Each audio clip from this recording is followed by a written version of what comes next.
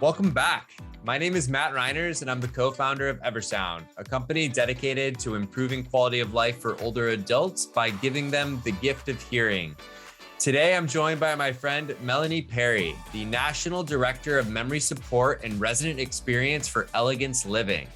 I've gotten to know Melanie over the years, and her passion to help older adults is unmatched.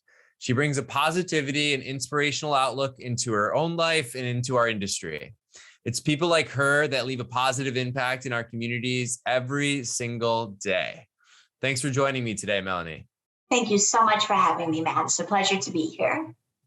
Amazing. So, Melanie, I didn't want to go into your background because I wanted you to share that. But Melanie, so what is your background in, and what has really driven you to help older adults, especially those living with dementia? Sure. Well, this is, I almost hesitate to say this, but this is my 29th year, Matt, in serving elders within the elder care profession. And I actually started out as a personal care assistant in an all memory support assisted living in Southeast Florida. And I knew fairly immediately that this was an area where people needed advocacy.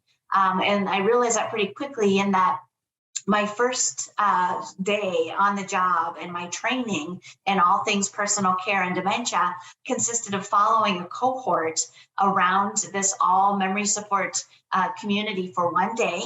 And then the second day when I walked in expecting a little more onboarding, a little more information, they said, oh, hey, this person's not going to be here today. So we hope you got enough information. Best wishes.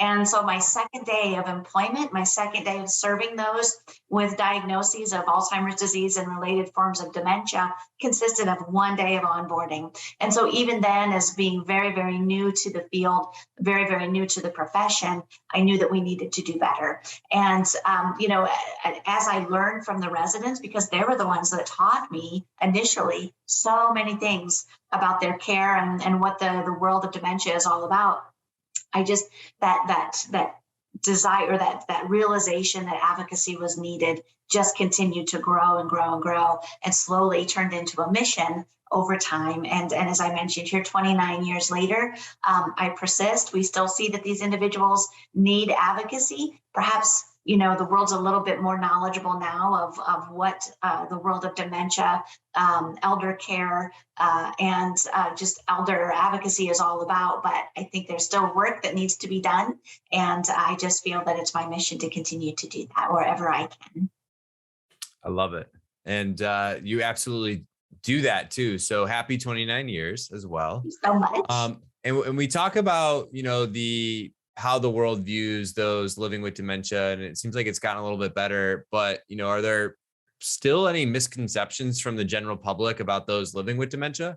Sure. I think there still are misconceptions. And I think first and foremost, because I've heard this from individuals who are experiencing diagnoses that will result in dementia experiences, tell me, they said, we just feel that we are constantly marginalized, that we are constantly underestimated, and many people almost stop treating us as fellow human beings simply because of these diagnoses. And I had one gentleman that actually said after he was, the day after he was diagnosed with his Alzheimer's diagnosis, his family members immediately started removing responsibilities and his roles from his experience, feeling that he was no longer going to be capable of completing them. And so therefore began to change his life the day after he received the diagnosis, simply because he now wore that label of Alzheimer's disease. So I think that remains a misconception, that individuals with these diagnoses are no longer capable of growth, learning, evolution. And we know, through serving them for all of these years and from interacting with these individuals, that is so not true. And so we just need to continue to spread the word that, all of us have our own burdens, all of us have our own challenges in life, and we still hope that people will allow us to be the best that we can be and encourage us to be the best that we can be, and not define us by those challenges. People with dementia deserve the same consideration, and they ask for the same consideration. So we just, I think as a society, we need to understand What can we do to support these individuals to help them to continue to be the best that they can be, rather than assuming that they are at this point less than simply because they carry a diagnosis.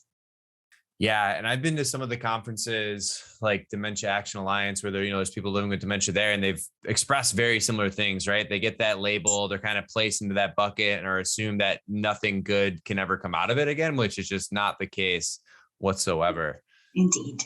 Yeah. And so now, in addition to, memory support, I know you're also supporting the residents' experience. And is there any specific ways you're thinking about that or addressing that for those, people with dementia, living with dementia? Yeah, well, kind of a continuation of the point that we just discussed, with not underestimating individuals who have the diagnoses of Alzheimer's disease and related forms of dementia, is that the science that is being developed and the research that is being shared with everybody related to what any elder wants in their life as they continue through their lifespan is applicable to those living with dementia diagnoses as well. So it isn't that we have to, provide a life experience that is less than, but rather we need to continue to take the research that's coming out, understand the modern thought of elder development and continuation through the elder lifespan, and make sure that we are encouraging, allowing, offering those same opportunities to those individuals who have dementia diagnoses, and obviously scale it to where they may be in their journey, but not dumb it down, not make it a childlike process, not discredit that they may have, that they may benefit from the science simply because of these diagnoses, but rather, again, continue to apply it and give them the full benefit of the research that's ever evolving in the field. Yeah, makes sense. We talk about the research. I'm curious, what are some of the current trends you're seeing in assisted living and memory care? Well, I think we're seeing a few trends that are being forwarded out there. First and foremost, a continuation of the person-centered, person-centric, person-directed care philosophies, and truly offering them, not just giving them lip service, but truly offering that. And that truly, what that boils down to, as we know, is that individualized approach. And so research is telling us that elders in elder care are looking for that individualized approach. What are you going to do for me that helps me to continue to be the individual that I am, and helps me to continue to define myself by the roles that have roles and personality and identifiers that have accompanied me up to this point in my life? How are we going to continue that? And then certainly we're finding through the research and through our interactions with our elders in our care that, there's an emphasis on growth and evolution. So if we consider a couple of schools of thought here, so certainly Maslow's hierarchy, if we look at that, if we look at the top of that pyramid and that point of self-actualization, no longer are we able to look at the bottom of that pyramid as we did back in the older days, where we were satisfied as long as people were in that very bottom bracket, which was our basic physical needs, where as long as people were, well cared for, well fed, healthy, medications being managed, and then maybe even a step above that, which are the safety needs. If we felt those two levels or layers of the Maslow's hierarchy were being met, we thought, okay, we're offering some pretty good, senior care services. But knowing now that that is not sufficient, it does not define a human being or help promote good physical and mental wellness within an individual, but rather what people are craving are opportunities for continued growth and evolution. And if we look at, some of the information coming out from the Mather Institute, they're defining that elders are asking for experiences that go along with three realms of functioning, and that being autonomy, affiliation, and achievement. So again, they're wanting to be themselves, or in that individualized approach, they want to be together, they want to be a part of something larger than themselves. So again, that's that growth experience. And then certainly achievement. And I can tell you within Elegance that we offer this. We call this our occupational dimension of wellness within our 8 dimensions of wellness that we offer to our residents. But, helping our residents still have achievement, giving back to communities, understanding and knowing that they still have purpose and that they are still part of the communities in which they live. Yeah, the purpose is such a huge part in it, right? Everybody, what's life worth living if there isn't a purpose behind it? And I think you hit a really great point in the beginning, like actually doing that and like practicing that rather than just giving lip service. I think, there's a lot of providers out there. I think they're starting to become fewer and further between, fortunately. But they say they do it, but it's just kind of like the marketing component to it rather than actually putting it into existence. Agreed. Um, and how do we continue to move forward despite all these systemic challenges such as the corporate structure, regulatory restrictions, and continue to push along? Yeah, I think arguably this is one of the toughest points in the elder care profession and that we have experienced, whether it's, the recent pandemic and as we're continuing to come through that, as you mentioned, the regulatory system is probably more rigorous than it has ever been at any point in the 29 years that I've been in the field. Certainly, with the staffing opportunities and challenges that are within the field, this is probably one of the more challenging points in time that this profession has ever experienced. So you're right.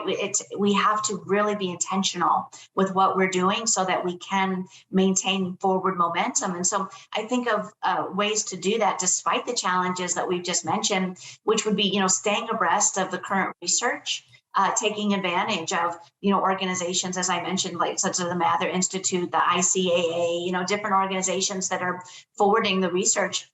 And we need to make sure that we're taking the time amidst these challenges to stay abreast of that so that we can remain current and that the things that we're offering them, are germane to what the elders are currently interested in and want to be a part of. We need to be, I think, continually prepared to evolve. So if we feel that, that what we were doing even 5 years ago is going to be effective today, I think we need to rethink our stance and our level of agility within our organizations. I think we need to understand the technology that's available and really avail ourselves of that, because when we talked about the staffing challenges that are out there, some of these pieces of technology may help to counter and shore up perhaps some of those staffing challenges by offering various technological interventions that can help with those situations, whether it be from a resident's experience and or memory support perspective with our daily offerings to our residents. Some of the web-based or technologically based interactive platforms that are available, or whether it's a telehealth from a healthcare perspective, really availing ourselves and being aware of the technology that's out there. So I think it's all about maintaining our mission, remaining positive about what we're doing, but doing our due diligence to keep track of the research and availing ourselves of the technology that is available to shore up some of those challenges that you mentioned will be incredibly helpful in us continuing to move forward as a profession. Yeah, no, I love it. And, as we're talking about moving forward, you kind of hit on some of the stuff, but if you could just, and I'd love to ask this question, but if you could give the industry or those, helping people live with dementia or even people living with dementia, just like 3 guiding principles or words of advice as we continue to move forward, what would you say? Yeah, I think first and foremost, one of the first bits of advice I would give is be prepared to pivot. Just really, and the pandemic, if we can say that there is anything beneficial that came out of it, I think, many of us were surprised at how well so many organizations were at pivoting and adjusting how we were doing business and serving the elders within our community. I can tell you, your Eversound product was such a big help with that, with, helping families remain connected as communities were searching for ways to do that. So helping family members stay connected through the window visits or what have you was a great example of that. But then also pivoting, as we're talking about, as new challenges present themselves. I think we as organizations need to agree that what we have written as our policies or our standards or what have you are not written in concrete, but rather we need to have an eraser in hand, not to erase things from the standpoint of they don't have validity, but do we need to be prepared to change things sometimes in fairly quick order, depending on what the world is giving us. us. I think it's important too that as organizations that we assemble groups of like-minded leaders, because I think if we have organizations or groups where we have people who have different perspectives, different belief systems, different areas of focus, those are the organizations I think they're going to have a little trouble moving forward, being able to pivot, being able to move together based on residents' needs and interests and what they're expecting to receive from us. So, for instance, if we have people that are a little bit more of a regulatory mind, and they're trying to pair themselves with individuals who are more innovatively minded, or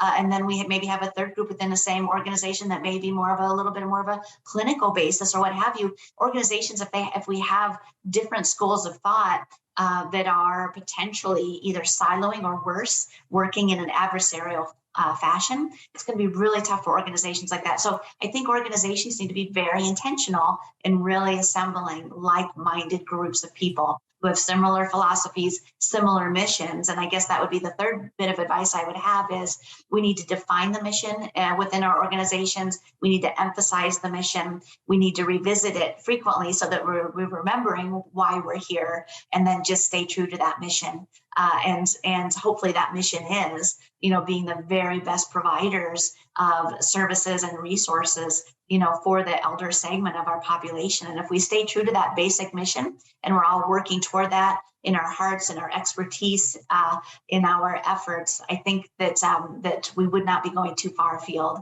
indeed with anything that we're doing. I love it. Melanie, we got to give you a microphone to drop after that. That was amazing. And I just want to thank you for coming on the podcast. I appreciate your soul so much and all that you do and all that you bring into this industry. It's been an awesome and a pleasure getting to know you over the last few years, and excited to see what the next 29 years bring. I might not be a part of that entire 29 years, but I'm excited to see. I may actually be a recipient of some of these these pioneering methods. But I'm excited too. And Matt, thank you so much for everything that you do on behalf of the population that you're serving, and for the field in general, because you also you're one of the good guys, and I so appreciate you and everything that you're doing as well.